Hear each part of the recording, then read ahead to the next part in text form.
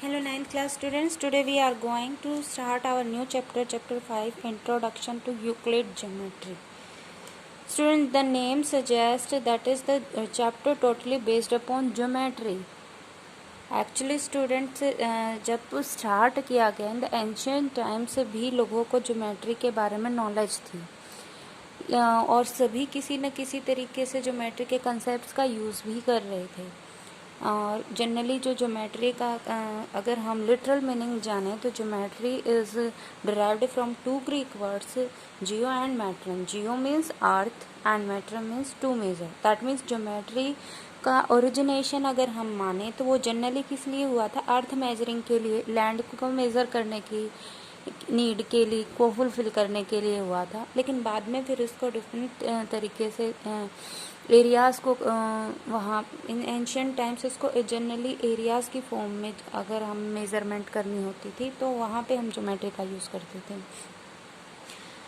और जैसा हमने पहले भी कहा कि उस टाइम पे लोग कंसेप्ट्स का यूज़ तो कर रहे थे लेकिन एक कोई शॉर्ट डेफिनेशन और कंसेप्ट्स जो हैं वो एक डिफ़ाइन नहीं किए गए थे।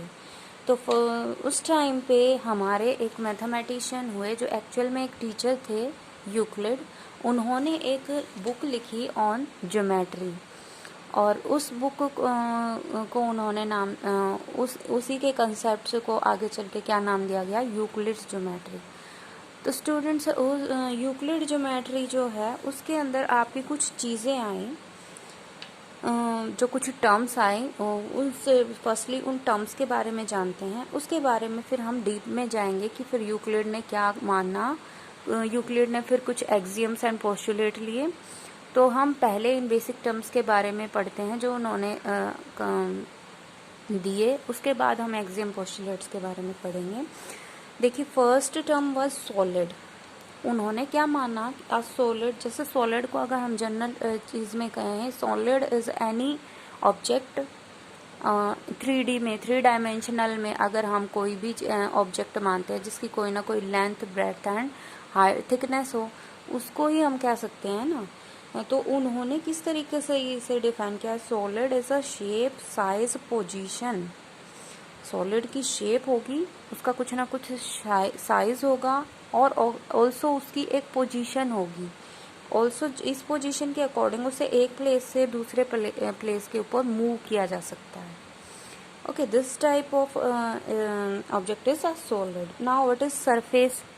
स्टूडेंट, सॉलिड आपका क्या है, 3 डायमेंशनल में है, इसकी लेंथ भी होगी, ब्रेड्थ भी होगी, थिकनेस भी होगी। लेकिन अगर हम किसी भी सॉलिड, जैसे अगर हम क्यूब की ही बात करें तो इस तरीके से क्यूब हमारा जो है वो एक सॉलिड है।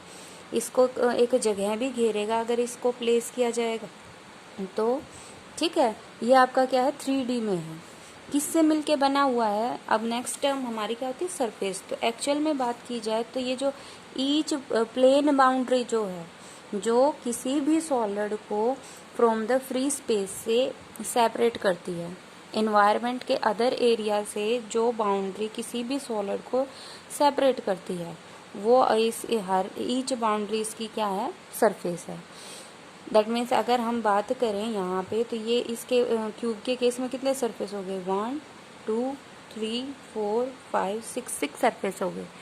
ओके, जैसे 2D में जनरली अगर हम प्लेन सरफेस के बारे में बात करें, 2D में वैसे तो ये कर्व्ड भी हो सकते हैं इन केस ऑफ सफियर, और जैसे हमारी पॉलीगनल जितनी भी शेप्स होती हैं ना 3D में अगर हम बात करें जिनके प्लेन सरफेस होते हैं, तो उसमें आपके सरफेसेस जनरली क्या आते हैं, प्लेन्स आते हैं।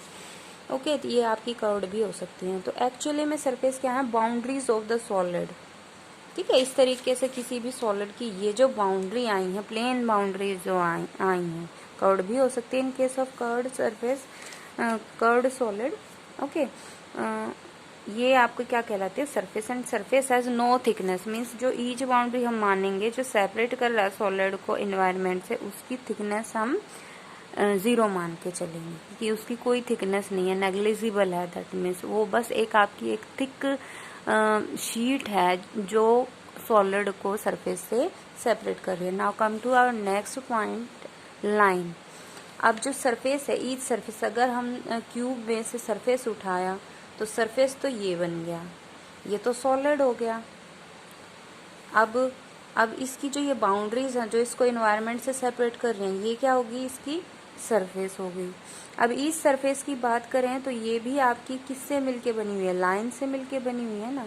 तो इस सरफेस आपका क्या किससे मिलके बना हुआ है, लाइन से मिलके बना हुआ है। ठीक है, तो हर एक सरफेस में जो आपकी इस तरीके से जो बाउंड्रीज हैं वो क्या हैं, लाइंस हैं। अब लाइंस के बारे में बात करेंगे तो इसकी केवल लेंथ होगी, ब्रेड्थ नहीं होगी। सरफेस की लेंथ और ब्रेड्थ 2 डायमेंशन थी, सरफेस की 2 डायमेंशनल होता है।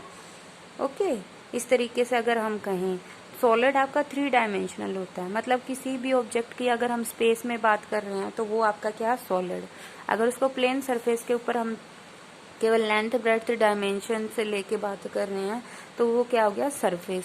और अगर हम केवल लेंथ या केवल ब्रेड्थ इस तरीके से ले रहे हैं किसी भी चीज़ सरफेस की, तो हम किस में बात कर रहे हैं, ओनली 1 डायमेंशन, तो वो आपकी क्या बन जाती है, लाइन। तो each surface is made up of line. इस तरीके से 1 2 3 4 ये सरफेस 4 लाइन से मिलके बना हुआ है।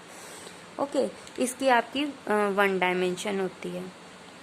नाउ अगर हम लाइंस के भी ऊपर भी बात करें तो लाइंस के अंदर भी इस तरीके से हम फाइन डॉट्स लगा सकते हैं। जैसे लाइंस किससे मिलके बनी हुई है, पॉइंट से, मतलब इस लाइन के ऊपर भी इनफाइनाइट मैनी पॉइंट्स हैं, हर पॉइंट अपनी की एक डिफरेंट पोजीशन है। ओके, जैसे हम जनरल उसमें देखें, जनरल मैथमेटिक्स में, तो जो रियल नंबर लाइन लेते हैं तो उसके ऊपर इनफाइनाइट रियल नंबर्स लाई कर रहे हैं अकॉर्डिंग टू इट्स पोजीशन। ठीक है, तो इस तरीके से लाइन किससे मिलके बनी होती है, पॉइंट्स से मिलके बनी होती है। और पॉइंट्स के बारे में बात करें तो एक फाइन डॉट है, दैट मीन्स उसकी कोई भी आपकी डायमेंशन नहीं है, उसको मेजर केवल एक सिंगल उसकी पोजीशन जो है इस तरीके से एक्स वाई से, फिर हमने बाद में इसको रिप्रेजेंट करना शुरू किया according to our 2 dimensional representation Cartesian plane, वो बाद में आई ये कंसेप्ट। तो सबसे पहले किसने दी, यूक्लिड ने ज्योमेट्री की कंसेप्शन दी। उसकी इस कंसेप्शन ज्योमेट्री की जो रिप्रेजेंटेशन थी उसके बेसिस पे फिर आगे जितनी भी आपकी डेफिनेशन आई वो इसके एक्सियम्स एंड पोस्टुलेट जो इसने दिए इसके ऊपर बेस्ड थी। ओके, तो इस तरीके से हमने 4 चीजें शेप्स के बारे में पढ़ा। सॉलिड 3 डायमेंशनल होता है, सरफेस 2 डायमेंशनल होता है, लाइंस 1 डायमेंशनल होती है, पॉइंट्स की 9 डायमेंशन, कोई डायमेंशन नहीं होती। और पॉइंट्स को हम जनरली जो आपकी कैपिटल लेटर्स होते हैं ABCPQR इस तरीके से रिप्रेजेंट करते हैं। Okay, point has a position only, केवल पोजीशन होती है, उसकी ना लेंथ होती है, ना विड्थ होती है, ना ही थिकनेस होती है। ये आपकी इसकी डायमेंशन आ गई। Now are come to the important point, axioms and postulate of Euclid. तो स्टूडेंट्स इसके before going to the main axioms and postulate हमें पता होना चाहिए कि एक्सियम्स क्या है, पोस्टुलेट्स क्या है। स्टूडेंट, एक्सियम्स क्या होती हैं, जो पहले से ही चीज़ें ट्रू हैं और जिन्हें हमें प्रूव करने की ज़रूरत नहीं है। जैसे हम थ्योरम्स पढ़ते हैं, थ्योरम्स क्या है, उनको हमें प्रूव करना पड़ता है, कहा जाता है प्रूव दिस थ्योरम। तो लेकिन एक्सियम्स क्या होती हैं, ये कॉमनली आपके फैक्ट हैं जो पहले से प्रूव है, इन्हें प्रूव करने की ज़रूरत नहीं है। हम विदाउट प्रूविंग इट हम उसको ट्रू मान के चलते हैं।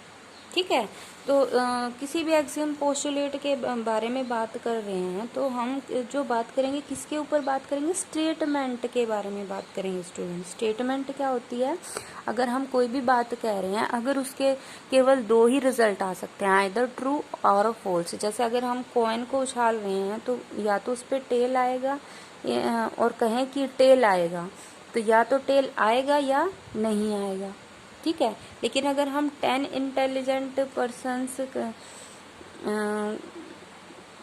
हम कह दें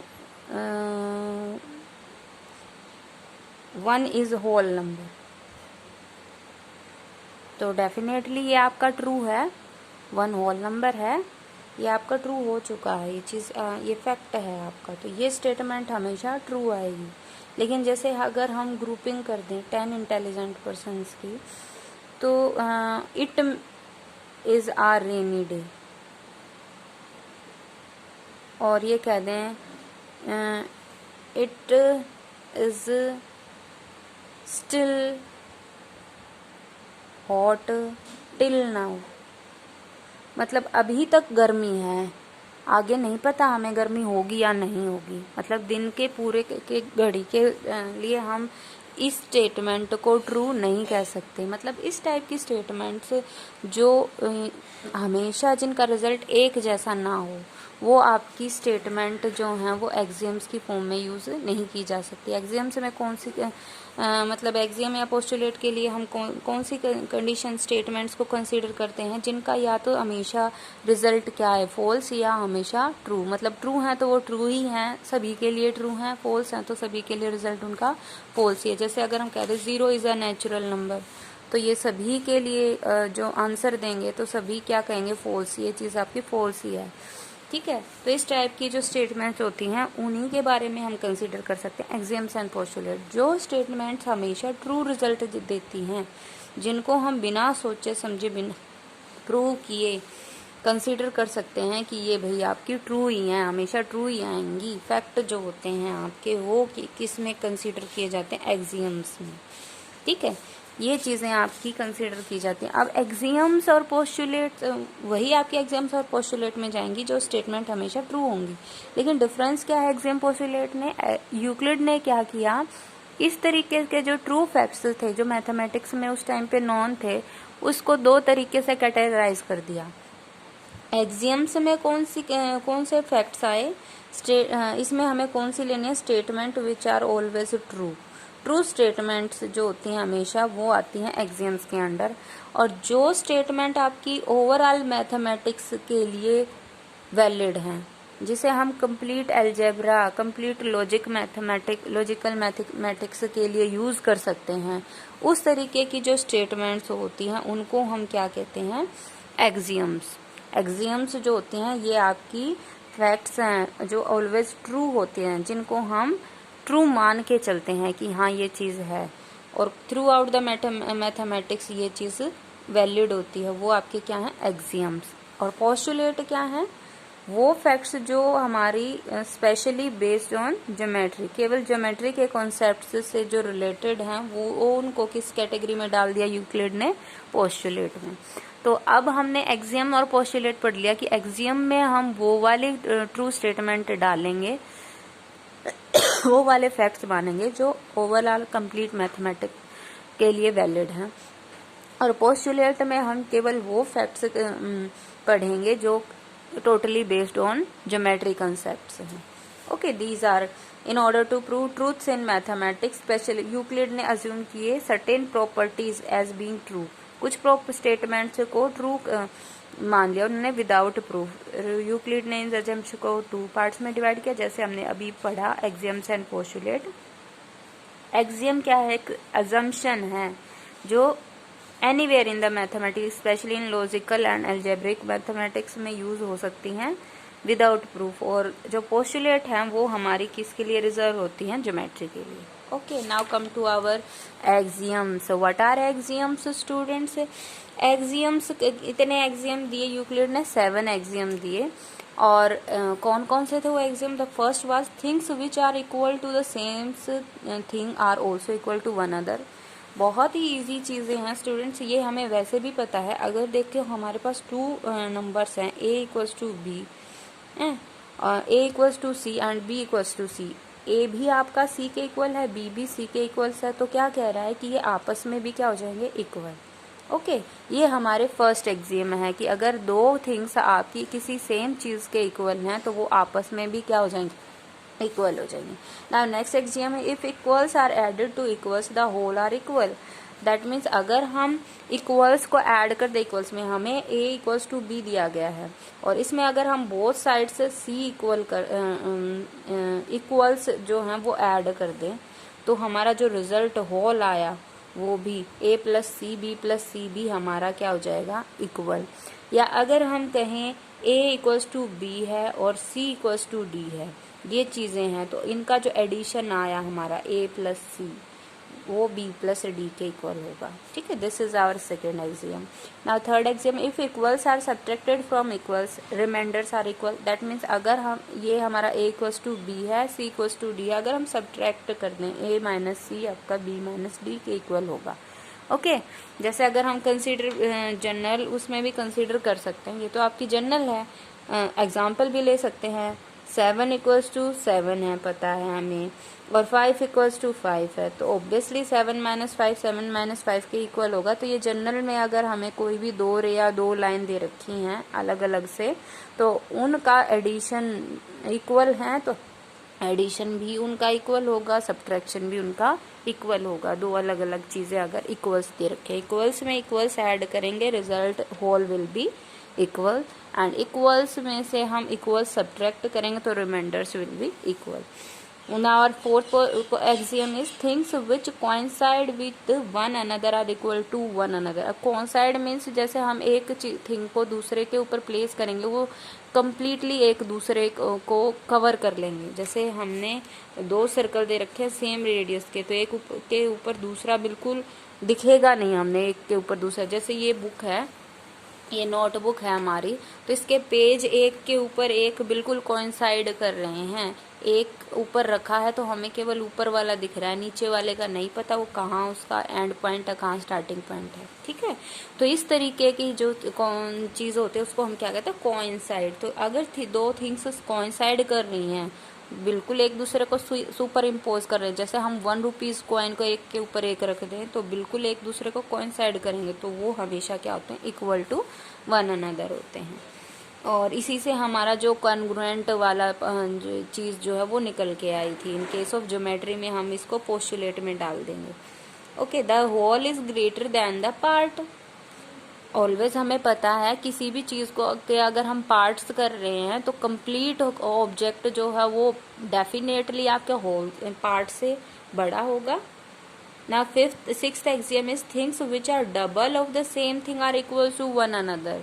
देखिए ये चीज़ें कॉमन चीज़ें हैं, हमें पता थी, लेकिन किसी ने डिफाइन नहीं की थी, तो यूक्लिड ने क्या किया, इनको डिफाइन करके एक जगह डाल दिया एक्सियम्स में। और एक्सियम्स क्या हैं जिसे हम थ्रू आउट मैथमेटिक्स में यूज़ कर सकते हैं। तो सिक्स्थ एक्सियम आपका क्या है कि अगर हमारे थिंग्स डबल के इक्वल हैं, things which are double of the same thing, जैसे ए भी आपका ट्वाइस ऑफ सी का ट्वाइस है और बी भी आपका ट्वाइस ऑफ सी है, तो ये आपके ए और बी भी आपके इक्वल होंगे। ओके, सिमिलरली सेवंथ एक्सियम भी इससे मिलता जुलता है। इसमें क्या कहा, things which are half of the same thing का हाफ है, दैट इज अगर ए हमारा सी हाफ ऑफ सी है और बी भी हमारा हाफ ऑफ सी है, then A and B will be equal. Okay, तो वो भी हमारे same things are equals to one another. These are the basic 7 axioms of Euclid. तो ये आपको लर्न भी होने चाहिए, और बेसिक आइडिया तो मैंने आपको बता ही दिया है, सिंपल कॉमन सेंस की बातें जो आपको पता थी, लेकिन यूक्लिड ने क्या किया है, इनको डिफाइन करके मेंशन करके एक जगह कलेक्ट कर दिया है। Postulate, now come to our Euclid postulate. मैंने पहले ही कहा एक्सियम्स जो हैं वो थ्रू आउट जो जनरल मैथमेटिक्स है वो हर जगह अप्लाई हो सकता है एक्सियम्स जो हैं, लेकिन पोस्टुलेट हैं वो स्पेशली उसने किसके लिए बनाए थे, जो उसे ज्योमेट्री में यूज़ करनी है, जो facts and statements true statement है जो उसे ज्योमेट्री में यूज़ की। तो ये आपकी कितनी 5 पोस्टुलेट्स उसने दी। First postulate was a straight line may be drawn from any point to any other point. तो स्टूडेंट्स हमने लाइन डिस्कस की, लाइन में क्या कहा कि भाई लाइन के अंदर दो एंड पॉइंट हैं, तो ये जो पॉइंट्स हैं डेफिनेटली हम इन दो पॉइंट से केवल एक ही लाइन पास आउट कर सकते हैं। ओके, क्या आप ये दो पॉइंट्स हैं तो क्या कोई दूसरी लाइन इसमें से पास कर सकते हैं, नहीं।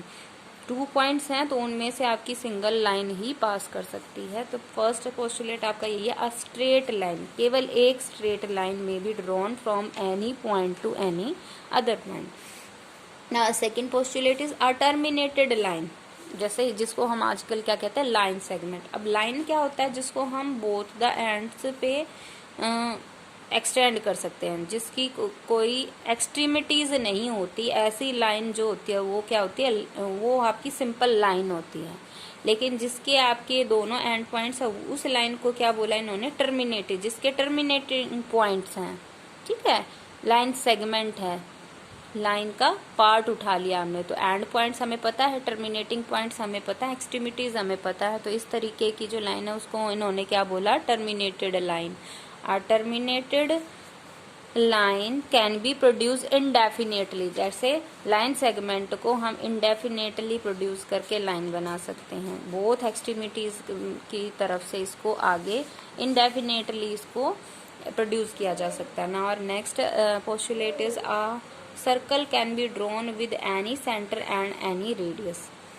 हम सर्कल बनाने के लिए हमें दो ही चीज़ें चाहिए, एक उसका सेंटर और एक उसकी रेडियस, क्योंकि सर्कल एक्चुअल में क्या है, एक कर्व्ड सरफेस है जिसका हर पॉइंट जो है वो एक फिक्स पॉइंट से इक्वल डिस्टेंस पे है। तो अगर हमें ये डिस्टेंस पता चल जाए और एक फिक्स पॉइंट पता चल जाए तो हम इजीली सर्कल ड्रॉ कर सकते हैं, जिसका हमें एनी फिक्स पॉइंट और any distance that is this radius, अगर सेंटर और रेडियस एनी सर्कल का हमें नोन है तो हम सर्कल ड्रॉ कर सकते हैं। और ये सेंटर और रेडियस कुछ भी हो सकता है। All right angles are equal to one another, जितने भी आपके राइट एंगल्स, ऑब्वियसली बात है सभी राइट एंगल्स हमारे कैसे पता चले, मेजर होंगे।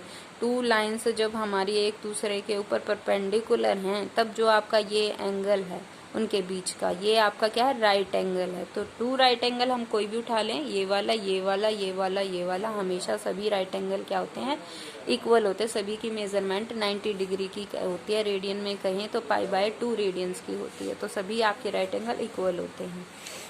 If now our fifth postulate is, if straight line falling on two straight line make the interior angle on the same side less than the two right angles, the two straight lines if produced indefinitely meet on that side of which are the angles less than the two right angles। देखिए students, आपको बड़ा लग रहा है देखने में, लेकिन ये कह क्या रहा है, बिल्कुल एक सिंपल चीज़ कह रहा है कि इस तरीके से अगर हम दो लाइन्स हमें दे रखी हैं जो एक दूसरे के ऊपर इंक्लिनेशन टाइप में है, क्योंकि पैरेलल जो होती है लाइंस, पैरेलल लाइंस तो ऐसी होती है ना जो कहीं भी जाके इंटरसेक्ट नहीं करेंगी, जिनके बीच का डिस्टेंस हमेशा इक्वल रहना है। तो ऑब्वियसली इनमें कोई इंक्लिनेशन नहीं है, तो कितना भी इनको बढ़ा लो ये कभी भी मीट नहीं, इंटरसेक्ट नहीं करेंगी। लेकिन अगर ये डिस्टेंस जो है वो इक्वल नहीं है, लाइंस के बीच का डिस्टेंस इक्वल नहीं है, तो ऑब्वियसली वो किसी एक तरफ झुकी होंगी। ये इस तरीके से भी हो सकती है, ये इस तरीके से भी हो सकती है। लेकिन अगर बात क्या है, अगर हम एक लाइन, थर्ड लाइन ले लें जो इन दोनों लाइंस के ऊपर लाए कर रही है, तो हम इस तरीके से कहें कि भाई जिस तरफ हमारे एक्यूट एंगल बन रहे हैं, ठीक है, जिस तरफ हमारे एक्यूट एंगल बन रहे हैं, ठीक है, जिस साइड में हमारे जो मतलब जो एंगल्स का sum less than two right angles, ठीक है, लेस देन 180 डिग्री हमारा आ जाएगा। इन दोनों एंगल्स का सम जो इंटीरियर में बन रहे हैं by the third line between the these two lines, given two lines, जो एक दूसरे के ऊपर कहीं ना कहीं जाके मीट करेंगी। तो किस तरफ मीट करेंगी, जिस तरफ के एंगल्स, इंटीरियर एंगल्स का सम जो है, इन दोनों एंगल्स का सम लेस देन 180 है। अब देखिए अगर इधर से देखिए तो इन दोनों का सम ऑब्वियसली ये एक ही आपका जो है ऑब्ट्यूज के जैसे दिख रहा है, इन दोनों का सम करें तो हमारा ऑब्वियसली ये ग्रेटर देन 180 होगा। तो इस तरफ ये कभी भी नहीं मिलेंगी। ये वैसे भी कॉमन सेंस की बात है कि उधर से तो एक दूसरे से दूर होती जा रही है, डिस्टेंस बढ़ रहा है, तो जो इनका एंगल्स का सम आएगा वो ग्रेटर देन 180 आएगा। तो ये आपस में इंटरसेक्ट इस तरफ नहीं करेंगी। किस तरफ करेंगी, किस साइड करेंगी, जिस तरफ के इंटीरियर एंगल का सम लेस देन 180 हो। तो आया समझ में, यही कहा गया है। Falling on two straight line में इस तरीके से थर्ड लाइन आपको दी गई है। Make the interior angle on the same side, same side में जो आपके इंटीरियर एंगल बन रहे हैं less than two right angles, तो का सम जो है वो less than two right angle, one right angle 90 degree का है, टू राइट एंगल्स आपका इस तरीके से हो गया, स्ट्रेट लाइन ना बने मतलब।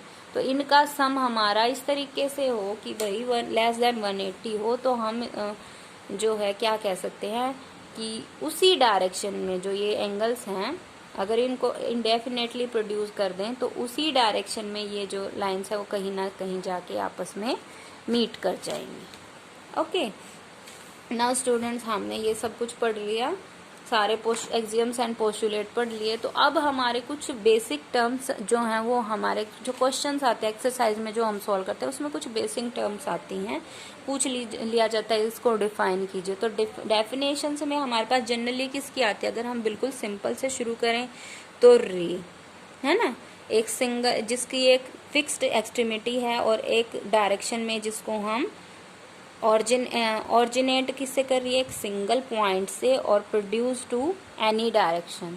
ठीक है, it is a ray originated from a single point extended produce to any one direction. किसी एक डायरेक्शन में और इसको प्रोड्यूस किया जा सकता है और ओरिजिनेट कहाँ से होती है? एक सिंगल पॉइंट से। इस तरीके से हम रे को डिफाइन कर सकते हैं। लाइन क्या है? लाइन की हमने पहले भी पढ़ लिया, लाइन सेगमेंट जिसे हम कहते हैं, इसकी दोनों एक्सट्रीमिटीज फिक्स हैं। It is a part of a line है which have both fixed extremities. Okay, तो इस तरीके से हम किसी को पॉइंट, अब जब लाइन्स आएंगी, लाइन्स क्या है? जो हमारी लाइन्स हैं वो उसमें when lines terminated lines are produce to both hand side indefinitely we get a line.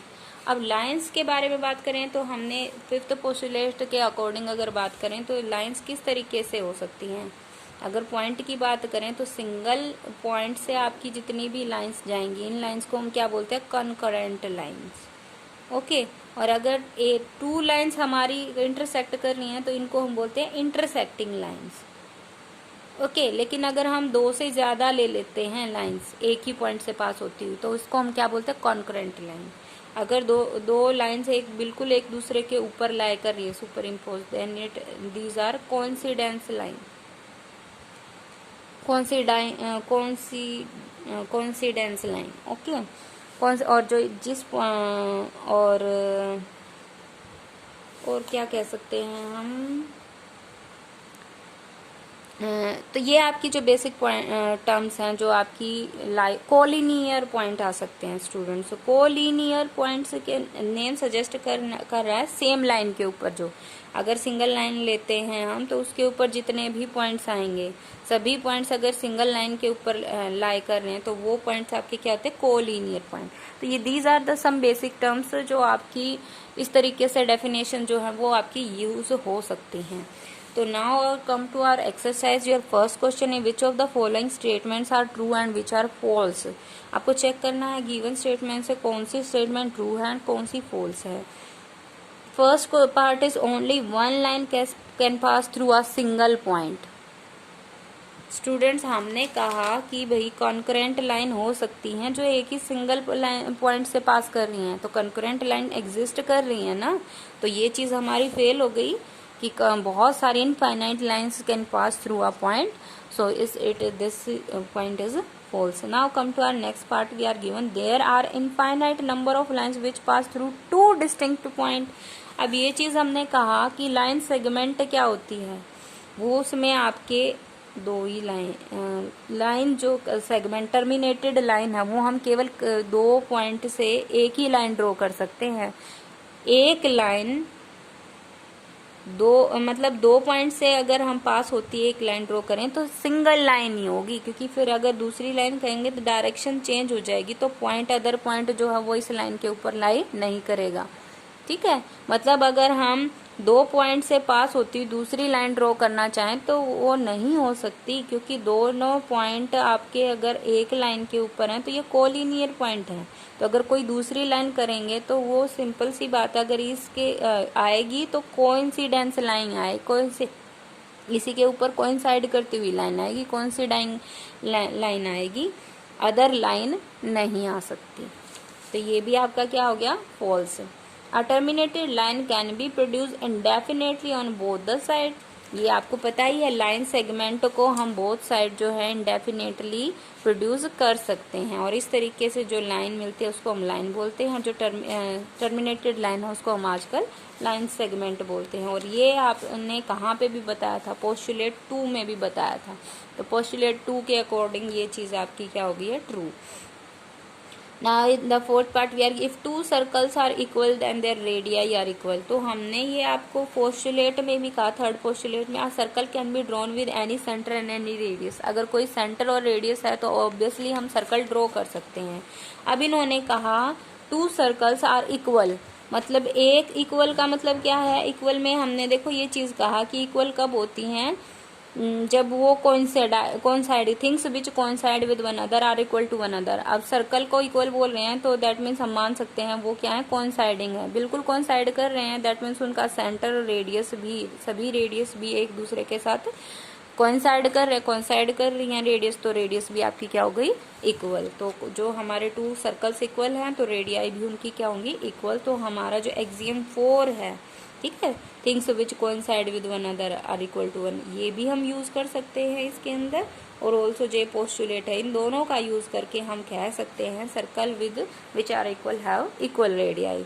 और फिफ्थ पार्ट इज, इस तरीके से हमें A B P Q X Y line segment से दिए गए हैं और कहा गया A B equals to P Q and P Q equals to X Y.